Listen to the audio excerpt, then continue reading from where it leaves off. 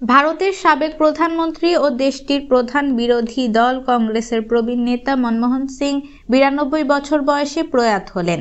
এ বছরের শুরুর দিকে রাজ্যসভা থেকে অবসর নিয়েছিলেন দেশটির এই প্রবীণ রাজনীতিক। বৃহস্পতিবার ২৬ ডিসেম্বর স্থানীয় সময় রাত ৯টা ৫১ নয়াদিল্লির All India Institute of Medical সায়েন্সের শেষ নিঃশ্বাস ত্যাগ করেছেন তিনি। ভারতীয় এনডিটিভির প্রতিবেদনে বলা হয়েছে, শারীরিক অবস্থার আকস্মিক অবনতি হওয়ায় বৃহস্পতিবার স্থানীয় সময় রাত ৮টার দিকে হাসপাতালে নেওয়া হয় মনমোহন সিংকে।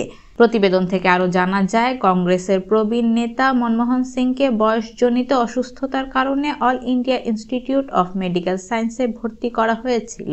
বৃহস্পতিবার হঠাৎ করেই বাড়িতে অজ্ঞান হয়ে পড়েন তিনি। হাসপাতালে আনার পর চিকিৎসকদের সব চেষ্টা সত্ত্বেও তার জ্ঞান ফেরানো যায়নি। হাসপাতালের চিকিৎসকেরা রাত ৯টা ৫১ তাকে মৃত ঘোষণা করেন। মনমোহন সিং ১৯৭১ সালে ভারত সরকারের বাণিজ্য মন্ত্রণালয়ের অর্থনৈতিক উপদেষ্টা হিসেবে প্রথম যোগদান করেন। পরে তিনি ১৯৯১ থেকে ১৯৯৬ সাল পর্যন্ত ভারতের অর্থমন্ত্রীর দায়িত্ব পালন করেন।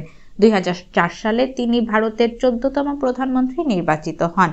কংগ্রেস জোটের প্রধানমন্ত্রী হিসেবে ২ মেয়াদে দায়িত্ব পালন করেছিলেন তিনি। এ বছরের শুরুর দিক পর্যন্ত রাজ্যসভার সদস্য হিসেবে দায়িত্ব পালন করেছিলেন তিনি।